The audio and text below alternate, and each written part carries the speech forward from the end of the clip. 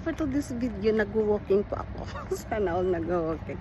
Yes, so after this one guys, pupunta po ako doon sa Bath and Body kasi malapit na yung Big A dito. So maraming sale. So ang laki ng sale ngayon guys sa Bath and Body. So bibili tayo doon ng mga candles, perfume, at saka iba pa. So grabe ang init dito guys. I forgot how many temperature for to this video.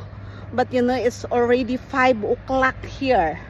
Grabe pa talaga ang tirik ng araw. O diba? Diyos ko. Ano yung Bath and Body Works sale. O diba?